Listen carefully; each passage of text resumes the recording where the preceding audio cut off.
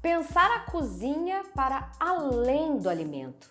Juntar a ela ingredientes essenciais ao humano, como afeto, diálogo e convívio. É com essas palavras da Dânia Tuil que eu dou boas-vindas ao segundo episódio do nosso web programa Papo, Comida e Arte. Vamos lá?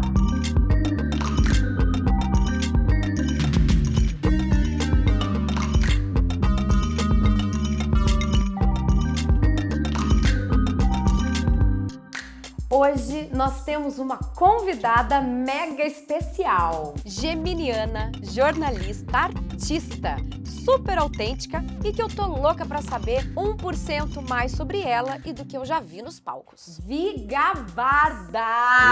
Maravilhosa! Muito obrigada por estar aqui dentro da minha casa, dividindo esse momento da culinária comigo e com toda essa equipe de mulheres maravilhosas. Estou muito feliz, obrigada. Imagina, eu tô muito feliz, muito obrigada por todo esse espaço, por toda essa abertura. Hoje vai ter um ranguinho bem gostosinho. Vamos fazer um brinde? Vamos. Gostoso, né? Produção arrasa. Olha só, deixa eu te explicar. Vou fazer uma receita super importante para mim. Bateu o microfone aqui. A Nana Chara, ela é assim, a gente não pode dar uma coisinha que ela escuta tudo. Desculpa, Nana. Não tem problema. Vamos tomar, né? Eu Vou sou também. fácil. A gente faz. Volta? Volta. Então, hoje, nesse nosso encontro, eu resolvi fazer uma receita super simples, bem gostosinha, que é uma pizza. Aliás, você cozinha, né?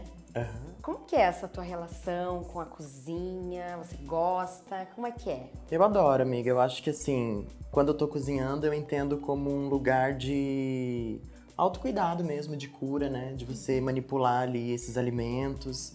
Enfim, não tenho muito tempo, né? E não tenho um conhecimento, assim. Sei fazer coisas mais simples. Então, assim, não sei cozinhar muito bem. Mas eu gosto bastante de fazer coisas, inclusive para amigos, né? Eu acho que quando você faz a reunião... Tão gostoso reunir, comer, tomar um vinho. Né? Vamos tomar mais um golinho de vinho. Ai, gente. Olha só, eu escolhi fazer essa pizza primeiro porque ela é super simples mesmo, você vai ver. E quem quiser saber como é que faz exatamente, vai ter a descrição aqui embaixo do vídeo. E assim, essa pizza eu resolvi fazer porque eu tenho uma lembrança muito forte com essa relação com a pizza, que é da minha avó. A minha família é de Minas, então a vida inteira a gente sempre foi pra Barbacena. E aí a gente brincando, de repente, sabe assim, tá brincando e vem... Ai, a avó tá fazendo pizza. Eu não acredito, a avó tá fazendo pizza. E era tios, primos, todo mundo enlouquecido com a pizza da avó. Você lembra disso, Fer? A Fernanda também, além de editora e etc, então ela tem a honra de ser a minha irmã caçula. Era a melhor coisa da vida, é aquela pizza quadrada. Quadrada. Com uns pedacinhos que era, meu Deus, Ai, uns gente. pedacinhos você ia pro céu. Ia. Enfim, então eu tenho essa lembrança desse cheiro, dessa pizza da minha avó.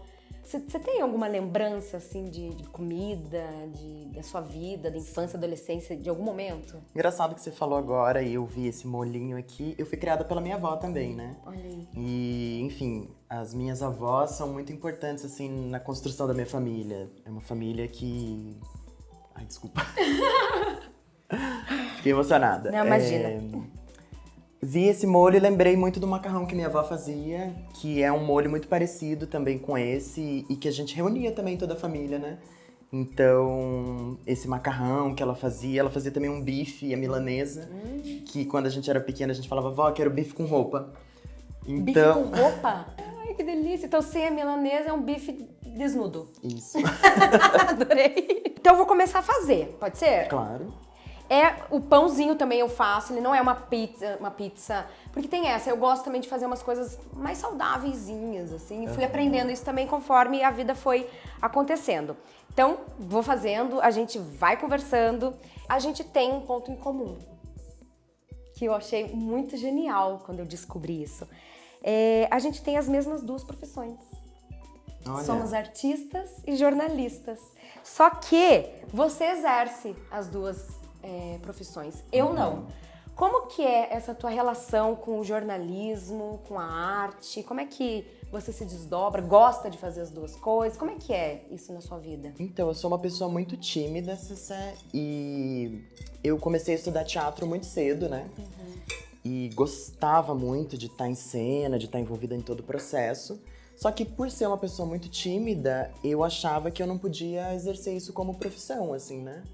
Então eu pensei numa outra alternativa que eu pudesse conviver com esse contexto, mas sem ser o centro das atenções, né? Olha. Que daí foi quando eu escolhi fazer jornalismo e pensei, vou escrever sobre arte, vou estar envolvida nesse contexto. E optei por essa opção, fiz a graduação, comecei e quando entrei vi que não era exatamente o que eu esperava, né?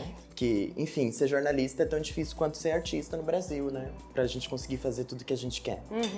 Então, eu fui mesclando os dois universos, tentando, enfim, criar minha trajetória mesmo. Eu exerço as duas, eu gosto, mas eu tenho muita sorte, assim, de ter encontrado pessoas que me possibilitaram também trabalhar nesses dois espaços. Tanto porque chegou um tempo que eu entendi que ser jornalista também não era o suficiente pra mim, né?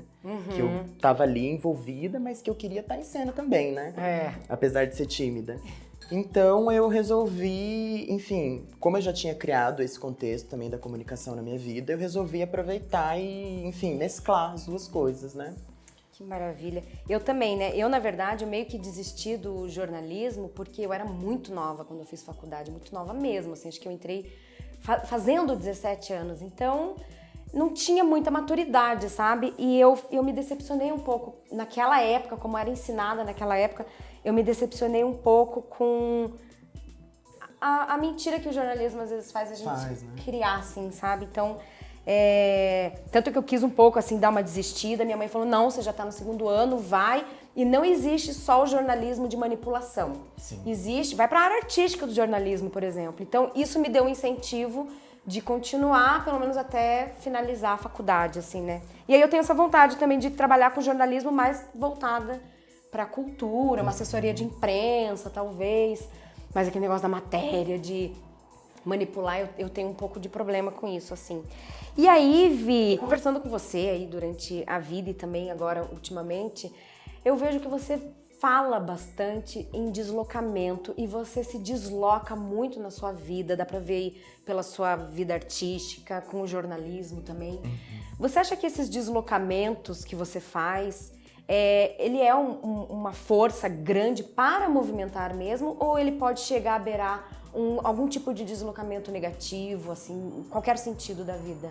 Eu acho que tem esse risco, amiga. Eu tenho acreditado nesse deslocamento como um lugar de força, né? No sentido de desloco o meu gênero, desloco a minha identidade, desloco a minha profissão, né? Entre o jornalismo, as artes cênicas, performance em geral. Mas eu acho que, por ser uma tentativa muito experimental, que não tem uma regra exatamente, né? Existe essa potência, né? E esse modo novo de fazer a coisa, mas também existe o risco, né, amiga? De tudo isso é o resultado do meu trabalho, mas também só é possível pelo contexto que eu tô inserida, né?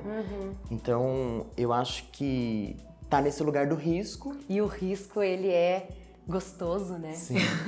Porque a gente não sabe, né? Então é uma aventura e eu acho que dá essa emoção também da vida e eu acredito que sejam oportunidades que a gente jamais teria se a gente não fosse. O risco, pra mim, é muito positivo também. Eu gosto dessa história do risco. E assim, a gente vê, ouve, assiste você nesse momento pirataria, né? O que é a pirataria? Explica pra mim, explica pra gente, como é que é? O que é essa pirataria na sua vida? Então, ela surgiu de um modo muito sincero e inesperado, assim, né? Começou num processo artístico, eu acho que isso é uma característica, assim, que eu consigo ver na minha vida, né? As coisas começam através da arte e aos poucos vão ganhando outras formas, assim. Começou num processo artístico que eu tava produzindo um espetáculo que se chamava Pirataria, que eu partia das minhas questões pensando racialidade, pensando o meu gênero. E pensando no meu lugar, assim, também, né, amiga? Eu acho que, apesar de ser uma artista jovem, eu tive o privilégio de trabalhar já com diferentes contextos. Então, eu sempre tive dificuldade de pertencer a um lugar só, geminiana também, né? Então, eu fui me deslocando e o que inicialmente era um espetáculo de teatro, depois eu fui entendendo como uma pirataria pensando o meu gênero, assim, né?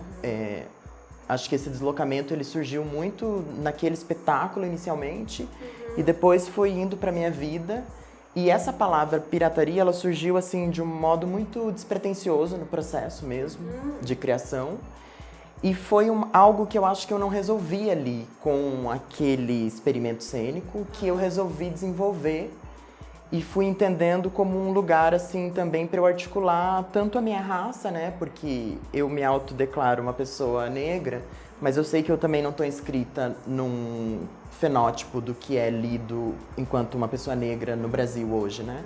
Então eu também, se eu me coloco como uma pessoa branca, as pessoas questionam. Se eu me coloco como uma pessoa negra, as pessoas me questionam. Se eu me coloco como uma mulher, as pessoas me questionam. Então existe esse lugar que eu estou, mas não estou em nenhuma dessas categorias, né? Então eu entendo esse deslocamento como esse lugar pirata, né? Dessa figura que está passando e está sendo atravessada por essas forças, mas que ela não se encerra em nenhuma delas, né? E daí eu acho que nesse lugar que eu entendo o risco, né? Porque é muito fácil as portas se fecharem e aquele contexto não dar certo, mas ao mesmo tempo tenho tido a sorte e a malandragem também de escolher os caminhos que eu tô trilhando, né? Tem que ser esperta também, né? Sim. Mas é engraçado que com isso que você tá falando assim, dá pra perceber que o deslocamento com a pirataria é uma coisa que você juntou, né? Sim. É a vida que te traz a arte que te traz a vida, e isso tudo você faz a sua vida e faz a sua arte também. E que legal. Acho que eu sou um pouco pirata também, viu? Então, acho que a gente é meio assim, né? Sim. Você é geminiana, eu sou aquariana também. Então tem esse negócio de... Eu também do me movimento sinto do ar, né? esse deslocamento, assim, parece que tem que ter movimento, né? Sim. A vida é um movimento. Temos aqui a nossa primeira massinha. Então agora eu vou pegar a minha pizzinha e a gente vai montar juntas essa pizza, tá? Enquanto isso, eu queria saber de você qual que foi a sua lembrança assim, mais significativa no mundo artístico e qual obra que talvez tenha te marcado mais durante essa sua caminhada. Eu sei que é uma pergunta horrível de fazer para um artista. Sim. Qual é o melhor trabalho que você fez? Não, mas não é só sobre isso, mas às vezes pode ser que tenha alguma coisa que tenha marcado e mudado sua maneira de pensar a vida ou artisticamente também. Mas eu acho que recentemente ter participado do Núcleo de Artes Visuais do SESI, mandando uma proposta pensando artes visuais, que era mais uma categoria que eu nunca tinha trabalhado, sabe? Vou me deslocando, né, entre a comunicação, o teatro e as questões que o Pirataria tinha articulado, assim, pra mim, e como eu não tinha resolvido isso, eu tava com isso muito latente, assim, ainda, né? E daí quando eu vi aquela chamada e mandei bem despretensiosamente a minha inscrição e passei, e acho que ter contato com todas aquelas pessoas, assim, foi a primeira vez que eu tava discutindo sobre decolonialidade, sobre gênero, né, sobre arte de um outro ponto de vista, pensando na América Latina, ter encontrado uma outra pessoa trans que também está articulando essas questões no campo das artes visuais, sabe? Então todos esses encontros e todas essas provocações, para mim, foi muito importante, assim. Eu acho que você é uma artista, né, que não tem medo, corajosa, né? Eu acho que isso vai trazendo muita bagagem pra gente e é realmente uma descoberta e é um mundo totalmente diferente, né? Sim. Tipo, aqui a gente tem o corta, tem isso no teatro, a gente não tem. No teatro a gente improvisa, né? Uma coisa meio... Sim. Então eu também tenho aproveitado e gostado e é uma nova maneira de fazer arte, assim, pra mim. Tô me descobrindo também. Me deslocando. Sim. Tô me deslocando. Ai, vamos fazer um brinde pro deslocamento? Agora, eu vou deixar a gente aqui bem à vontade para montar a nossa pizza. Aqui tem um molhinho de tomate caseiro, bem vovozinha. Aqui tem queijo, Aqui tem um queijinho parmesão, tipo uma marguerita, é uma sugestão pra gente fazer. Tomatinho, a gente colhe o manjericão do nosso coisinho. E aqui também tem uma versão mais vegana. Tem o queijo que é vegano, tem o queijo ralado que é vegano. Não por eu ser vegana, que eu tenho intolerância à lactose. Então eu também ando desenvolvendo essas habilidades culinárias. Aqui tem um oréganozinho e é isso. Acho que a gente pode montar a nossa pizza. E enquanto vamos montando, acho que você pode pegar uma colherzinha ali. Eu vou trazer o molho um pouquinho mais pra frente pra gente. E aí eu vou te fazer uma pergunta enquanto a gente monta. Tá. Você me falou uma vez que você é muito grata às mulheres trans que abriram caminho pra você. Sim. E que você também faz essa luta em abrir caminhos para as próximas, né? E aí eu tenho uma pergunta. Para você, o que é ser mulher no Brasil? Eu acho que, enfim, eu tô dentro desse espectro, né, da travestilidade. Eu particularmente não reivindico esse lugar dessa categoria da mulher, né? Eu me coloco enquanto travesti, que, enfim, tô falando de um lugar muito pessoal mesmo, uma leitura muito minha, que eu entendo que a travesti, ela é uma identidade feminina, mas ela não é necessariamente uma mulher, né? Porque essas categorias, elas estão dentro de um modo binário de pensar, né? Homem, mulher. E eu acho que a travesti, ela vem trazendo um outro lugar, né, para esses corpos. Então, eu acho que ser travesti no Brasil hoje é maravilhoso e exige uma coragem mesmo, né? Então, o meu trabalho, ele não é só sobre isso, mas eu acho que para eu conseguir articular, eu tento muito pensar e olhar para todas essas que vieram antes de mim, né? Então, assim, Leonarda Glick, Maite Schneider, Gal Freire, Agnes Inácio, Stefano Bello, Calio Sani, todas essas figuras que estiveram próximas a mim são figuras que me dão muita força para pensar como que eu articulo o meu trabalho, né? Então, essa potência que eu falo para você é pensando muito assim, né? Olhando para o trabalho da Léo, olhando para o trabalho de todas essas que vieram antes, o quanto elas abriram um caminho e pensaram outras formas de inserir esses corpos no campo da arte e o quanto eu tento me conectar com esse lugar e pensar nessa responsabilidade de, ok, olhei para essas produções, né, que estavam inscritas naquele tempo, eu hoje, como que eu articulo o meu trabalho em relação a essas pessoas, ou até pensando outras formas de me articular no campo da arte mesmo, né? Eu sou muito grata pelos contextos que eu já participei, mas com esse meu deslocamento, eu entendi que eu precisava seguir sozinho o meu caminho, né? A minha pirataria não seria uma pirataria tão sincera, eu acho, se eu tivesse inserida nos coletivos, nas companhias que eu estava trabalhando. Então, nesse sentido, eu me desgrudei desses lugares, mas eu tenho um carinho e um respeito muito grande por essas pessoas, né? Então, sempre estou dialogando com elas. Então, eu acho que muito do meu trabalho, ele tá sendo articulado nesse campo, assim. Nossa, arrasou. Deixa eu te falar uma coisa, eu tô muito grata por essa conversa, porque para mim é sempre um aprendizado. E assim, eu sou uma mulher artista, tenho uma cabeça aberta, mas tem muitas pessoas que, inclusive, devem estar assistindo a gente, que não tem. Então, eu fico muito feliz de você também trazer esse seu lugar de travesti pra gente também começar a entender onde estão as coisas, sabe?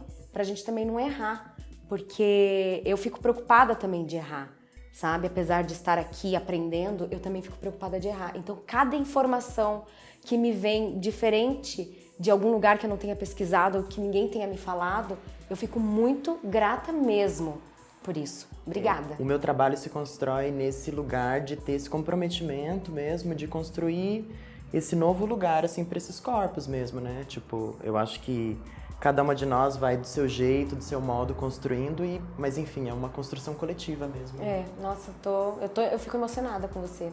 E com certeza você sabia. Mas você sabia? Você sabia que o Brasil é o país que mais mata transexuais no mundo? Apenas nos 2 primeiros meses do ano, entre 1º de janeiro e 28 de fevereiro de 2020, o Brasil aumentou 90% no número de casos de assassinatos em relação ao mesmo período de 2019. Vi, eu vou te fazer uma pergunta e vai pensando aí.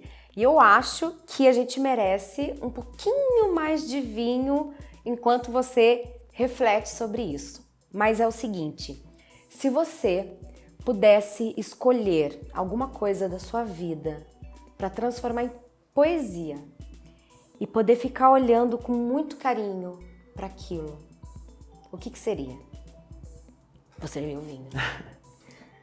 Eu acho, amiga, que em alguma medida eu já faço isso, que é, enfim, eu sou uma pessoa do axé também, né? E dentro do axé a gente acredita muito na dimensão do trabalho. E acho que o meu trabalho é produzir essa poesia para minha vida, né? E para esses corpos que eu tô falando. Eu não acredito muito, até pela questão do deslocamento, numa coisa eterna, né? Eu acho que as coisas, elas têm o tempo que elas precisam ter. Eu acredito muito na dimensão do nosso trabalho, né? No meu trabalho também, no trabalho que as nossas e as minhas estão construindo. Então, a dimensão da poesia, da destruição, do afeto. Eu amo trabalhar. Acho que se for para escolher um lugar assim para investir a potência mesmo, eu acho que é na dimensão do nosso trabalho mesmo, né? Da arte. Uhum. Nossa, você para mim é uma poesia, sabia? Você me emociona, de verdade. Meu Deus do céu. Vou respirar. Vamos finalizar, colocar um manjericãozinho, porque senão eu vou começar a chorar aqui. Você me alcança um pedacinho de manjericão? Aí, manjericão tem que ter, né? É tipo uma marguerita meio aquariana. Um mimo meio da avó, geminiana. Um mimo da avó. Ai, ficou lindo. Pega do jardim, né? Pega do jardim. Arrasou. Eu vou assar a sua primeiro, pode ser? Você me ajuda a pegar? Claro.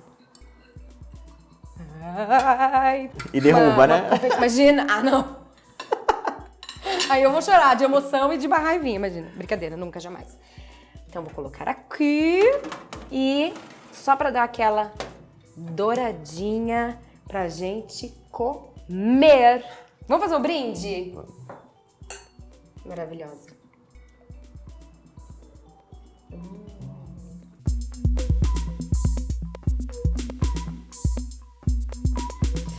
Ai, que delícia! Vamos comer, gente, delícia. Vi, muito obrigada pela sua presença aqui nesse programa, por ter partilhado esse 1% da tua vida comigo, com as meninas, com quem tá assistindo a gente. Tô muito feliz mesmo. E a gente preparou um presentinho pra você, que pra mim é muito especial. Tá aqui, é esse livro. Pode abrir pra você. Obrigada! São as 15 heroínas brasileiras, 15 heroínas negras brasileiras em 15 cordéis, de uma artista, escritora do Ceará, nordestina, maravilhosa, jovem. E aí ela conta a história dessas 15 mulheres. E tem um detalhe nesse livro que eu acho muito legal, que é no final do livro, não é um spoiler de história, é uma curiosidade, que no final ela deixa umas páginas em branco para que a gente, leitor, possa escrever a história de uma mulher negra que marcou a nossa vida. Então eu acho muito interessante essa proposta dela de continuidade, né, e para que a gente possa também participar dessa construção. Obrigada pelo carinho, pelo espaço, amiga. Obrigada mesmo. Ai, tomara que você goste desse livro. E eu quero te fazer um desafio. No primeiro episódio aqui, eu lancei um desafio de lermos só mulheres em 2021. Então eu tô te desafiando e tô desafiando você também, que tá em casa, em só lermos mulheres em 2021. Mulheres pretas, mulheres indígenas, as travestis. Então vamos prestigiar o trabalho dessas pessoas todas que estão aí produzindo muito conteúdo. Desafio feito. Agora vamos comer? Vamos. Ai, que delícia. Posso te servir? Pode, por favor. Ai, meu Deus do céu. Ansiosa. Cada um fez assim. Se ficar ruim, foi você Culpa que de quem fez. fez, né? Não, mas vai ficar boa. Não tem como, não tem como. Tá bonita. Opa. Aí, garota. Vamos fazer um brinde. Por favor, né? Eu vou Aí, mais um brindezinho. Aqui. Olha que... Gente, essa produção é uma coisa muito maravilhosa. Eu sou um pouco distraída, sabe? Aquariana, desastradinha. Pô, aqui tô tão ansiosa. Vai, se joga também. Ai, meu Deus. Ai, vou fazer tipo um mini pedacinho. Ai, que bonitinho. A massa da vó é incrível, hein? Tá boa?